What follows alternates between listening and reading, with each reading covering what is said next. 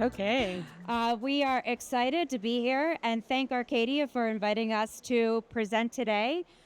They've asked us to present on a specific part of our journey with Arcadia around specifically integrating the data sources and how that process looked, what value it created for our customers, and then some considerations for those who will go on a similar journey.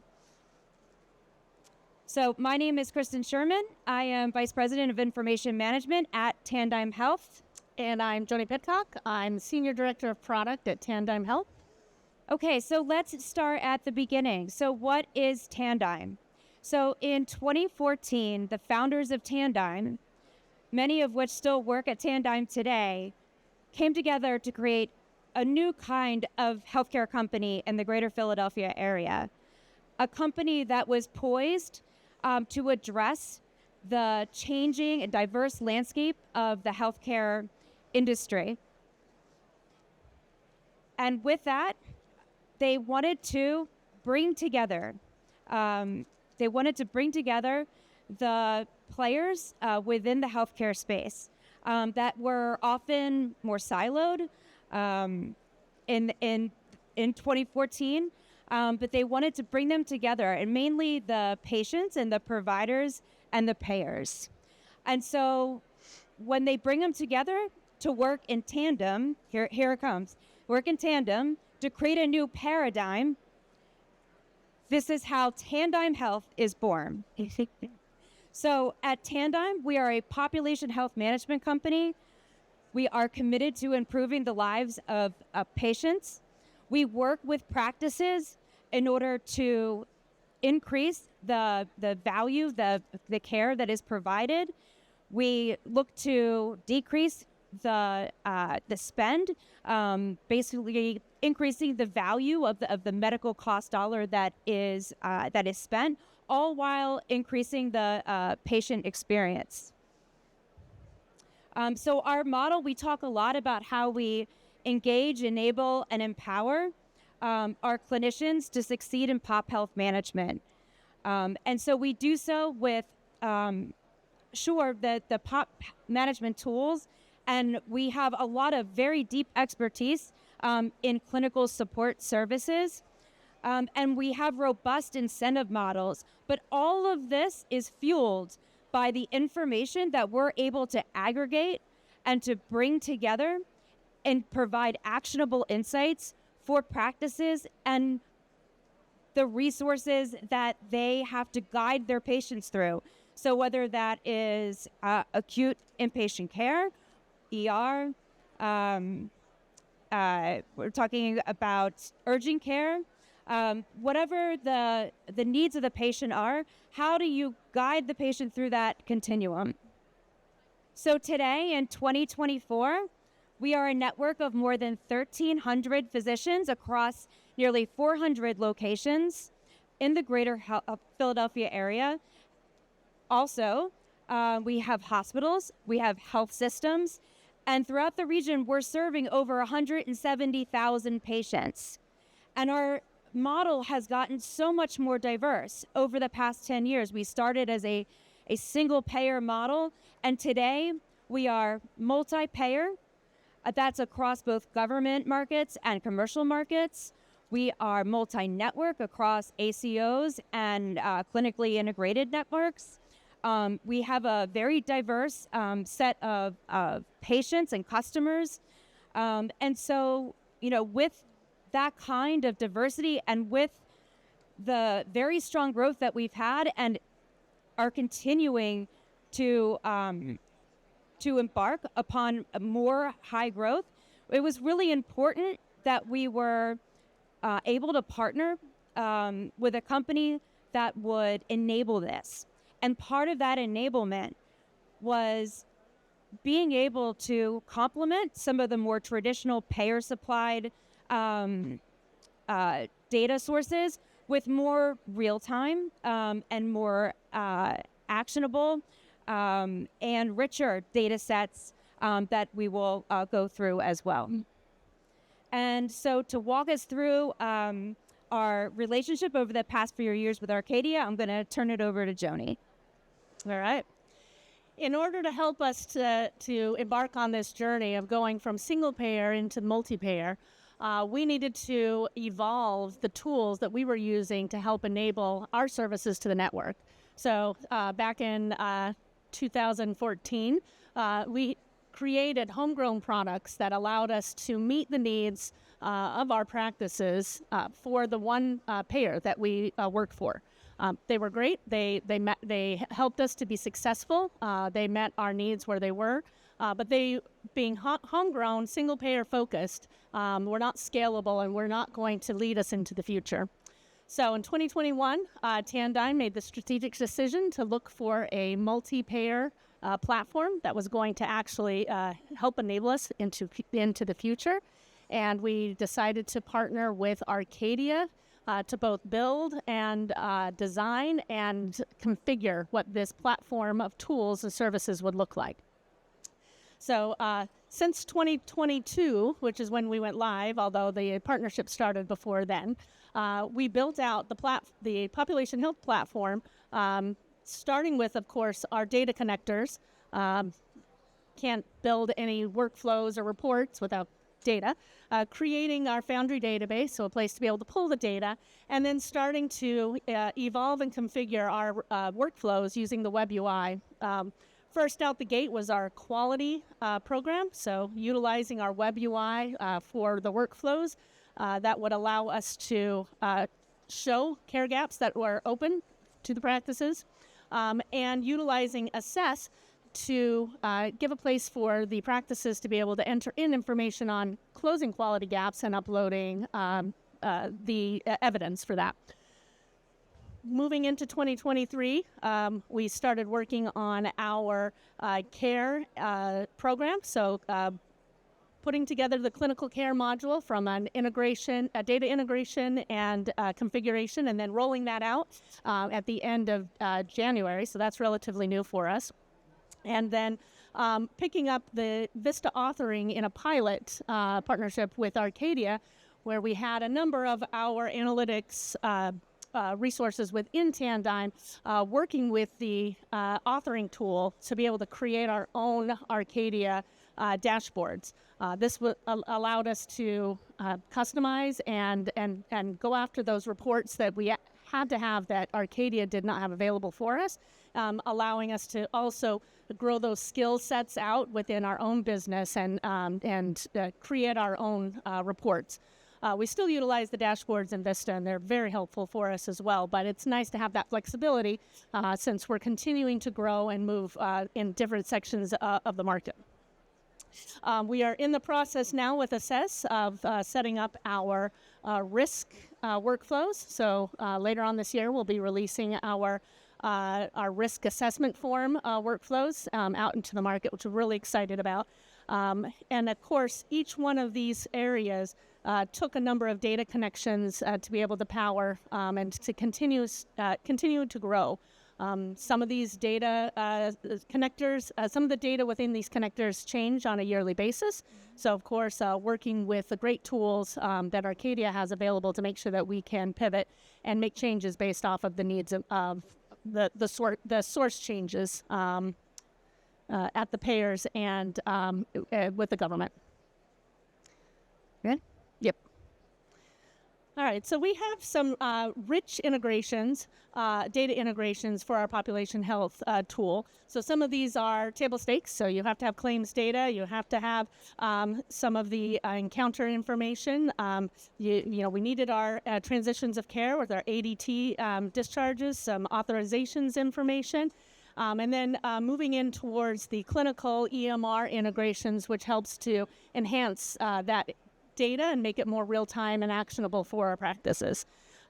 We do bring in ancillary care services, and we are continuing to build out claims connectors, most of the time utilizing the productized claims connectors that Arcadia has, but one of our main payers, there is no productized claims connector, so we do have the ability to create a customized connector and meet the payer where they are, which of course is important in our business because we can't always get the payers to make the changes that we need for them to bring the data on for us. All of this data has to come together in a way that powers business logic for our workflows and allows us to create dashboards and reporting that is accurate, actionable, and can be used by the clinicians and the administrators in the offices at the point of care. So we find that the tools allow us to create a simplified view and have that all on one platform instead of having them log into multi-platforms from there. All right, so 15 data sources in our production environment to date. Each, of course, are running our workflows that we just discussed, risk, our clinical care, our quality, and then our analytics as well. We have two commercial payers. We have right now 2 ACOs working on a third to bring in, and then a number of clinical sources that are currently in production, and we constantly have EMR integrations moving forward as well. 2 or 3 that are in process. Once they get validated, then we'll push them into our production environment. And then, of course, ensuring that we're keeping up with our HIEs to ensure that we have the clinical messages, real-time clinical messages available on our platform for the area that we cover. So we wanted to go deeper into 2 of the use cases, or 2 of the examples of the data connectors that Joni just walked us through. Both of these represent a real-time, if not just more real-time, ability for practices and for our internal Tandem clinical teams to have access to the real-time encounter information, to really understand the patient today, not the patient a month ago or 2 weeks ago.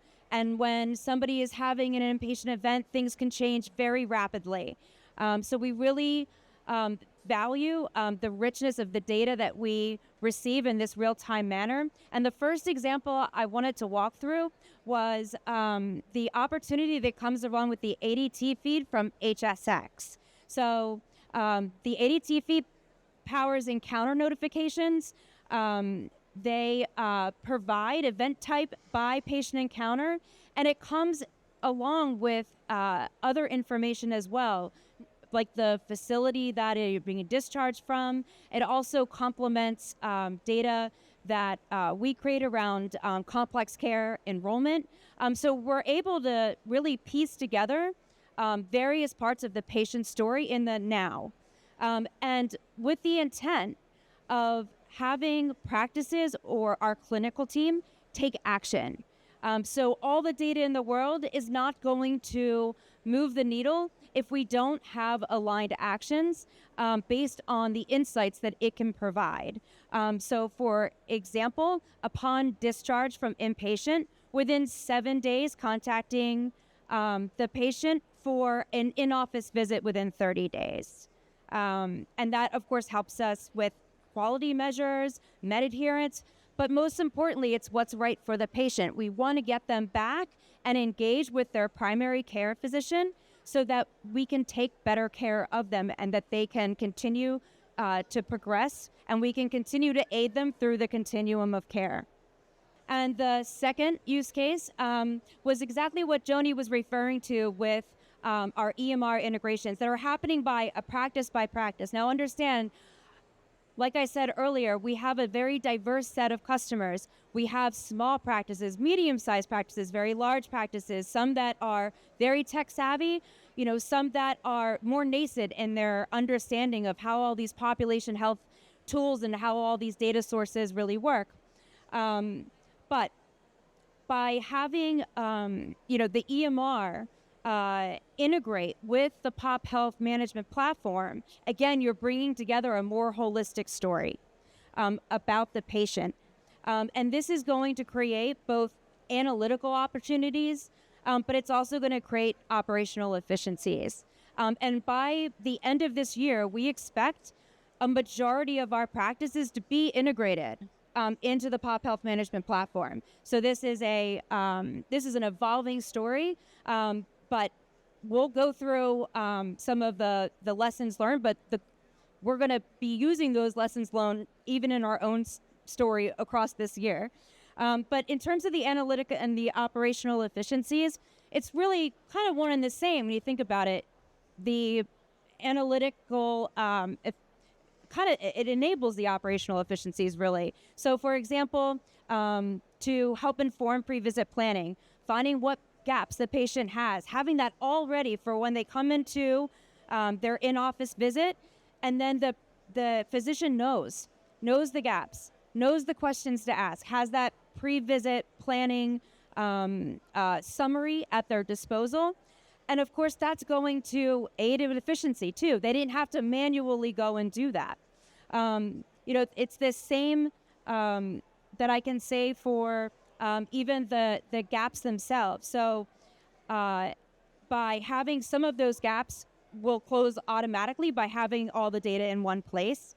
But the operational efficiency becomes that instead of getting the kind of payer supply data with the gaps and then having to kind of swivel chair over and check the EMR to make sure those gaps are legitimate, because of the timing difference between real time and up to a month delay, they don't have to do that. It all flows through the same Pop Health platform, and they'll even be able to see things like maybe there's already a next appointment scheduled and they don't need to take an action. Again, this is all saving them very valuable time. And that's the kind of use case and the kind of stories that we want to engage our practices in as it relates to them and us harnessing the value of this very rich data. So what lessons have we learned? It's been a few years now, a good 3 years since we've been live, 4 years since we've been working on this platform, and we've learned a lot. We've accomplished a lot. We still have a lot more to go. I'd say one of the biggest lessons that we learned as Tandem is that rolling out a new product means that we need to have a good understanding of what that product needs to do and what it defines success for that product. So we had a lot of hopes and dreams, but then reality came in once we figured out that it's not always so easy to integrate data, as I'm sure you all know here. So making some changes to the way that we run our process of both creating new workflows on the platform, creating new products on the platform, or even bringing new technologies in is making sure that we're spending enough time to validate the use case value. What problem are we trying to solve, and what are the expectations of that use case being solved utilizing the tools that we have today? What is the success criteria? Are we all aligned on what that success criteria is, and whether or not the tools and the data can actually meet that need? If I have a monthly data feed that brings data into the platform, then if that data is needed for a dashboard, I'm not going to be able to give real-time updates to that data, right? It's just it's not possible because it doesn't exist. That's some of that learning, that literacy around technology and data and interoperability that we didn't have as we were beginning this journey going across the line.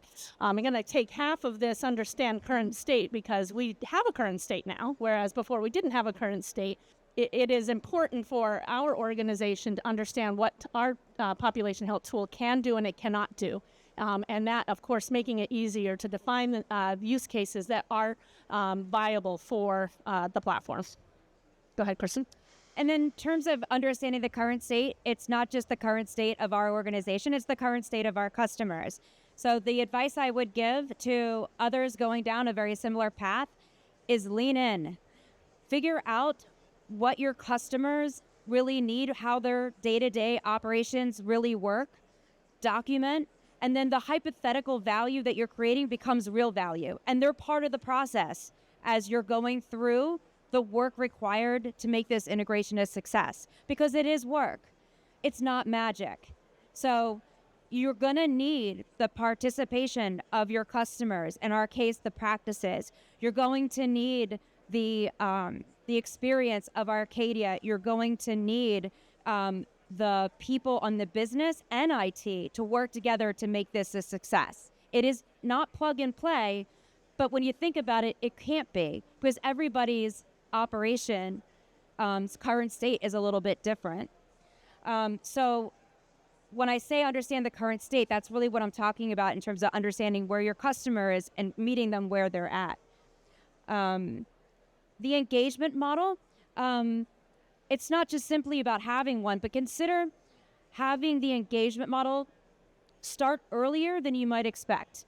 Like start to have those conversations with your customer, in our case practices, about what expectations and what does the journey look like, and what problems can we solve together, and then what problems can we solve maybe not upon the initial go live, but over time. So you have this opportunity to set, those expectations. And the other part of this is validate. You're going to want to validate the opportunities and the value that you think they're going to create. You're going to want to validate once the data is coming in into Arcadia that it's showing up correctly for practices. You're going to want to validate how it's impacting your own reporting. And you're going to want to have a way of assessing that over time. And because it's real time, it gets a little tricky. So if a practice changes something about the way that they're documenting, they need to tell you that, which they don't normally would have to do, but they do in this case because it's going to impact the way that the data flows across. And so really by engaging them early on and it's setting those expectations, you get both the transparency and the trust, and you get that relationship with your customer over time that allows you to not just harness the value of real-time data sources like EMR in the immediate, but then to partner to figure out what that evolves and looks like down the road.